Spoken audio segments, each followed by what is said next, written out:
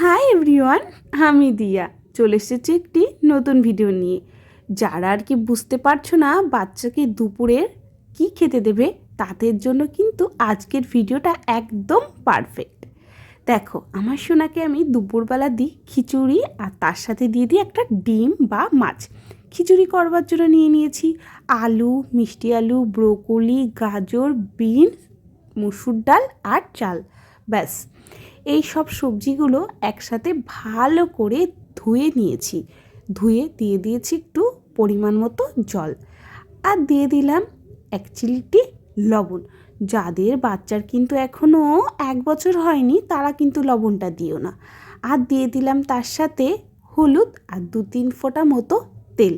ব্যাস, এবার প্রেশার কুকারের ঢাকনাটা বন্ধ করে চাপিয়ে দিলাম গ্যাসে। 3টে যেই সিটি দেবে গ্যাসের ফ্লেমটা কিন্তু একেবারে কমিয়ে দেবো। তারপর 10 মিনিট মতন রেখে দিলেই তৈরি আমার খিচুড়ি। ওদিকে একটা ডিমও ছুলে নিয়েছি।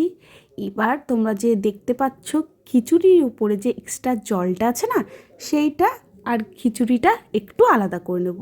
কারণ একটু যদি জলটা আলাদা করি না, পরে এই জলটা দিয়ে আস্তে আস্তে আর কি ব্লেন্ড করতে বেশ সুবিধা হয়। এই দেখো, এইভাবে আস্তে আস্তে ব্লেন্ড করে নেবো। জানো তো, আগে প্রথম আমি বাবুকে মিক্সিতে দিয়ে খাওয়াতাম। সবাই বলেছে যে মিক্সারে দিলে নাকি তার পুষ্টিগুণ চলে যায়। তারপর থেকে একদম না, এভাবেই খায়। প্রথম প্রথম একটু কষ্ট হলে না, এখন কিন্তু আমার সোনা কোনো রকম অসুবিধা করে না, খেয়ে নেয়।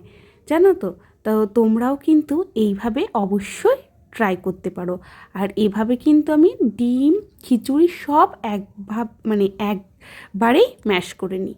আর তৈরি হয়ে গেল এদিকে আমার খিচুড়ি প্লাস ডিম, তাই না? তো এদিকে কিন্তু আমার সোনাও খাওয়ার জন্য পুরোপুরি রেডি। সে দেখো, আগে খুব বায়না করতো, কিন্তু এখন খিচুড়ি দেখলে সে কিন্তু একা একাই খেতে চলে যায়। যাই হোক, তার পোশাক পরে নিয়েছে। কি কেমন হয়েছে তোমরাও কিন্তু কমেন্ট করে জানিও। আর যাদের বাচ্চা একেবারেই খেতে চায় না, তারাও কিন্তু এভাবে একবার ট্রাই করে দেখতে পারো। অবশ্যই দেখো, তাদেরও ভালো লাগবে। আর যদি তারা এতটা ঘন না খেতে পারে, তাহলে একটু বেশি করে জল দেবে। ব্যাস।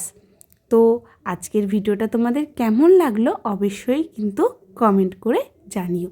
আবার দেখা হবে খুব তাড়াতাড়ি নতুন একটা ভিডিও নিয়ে। বাবা একটা হাসি দাও।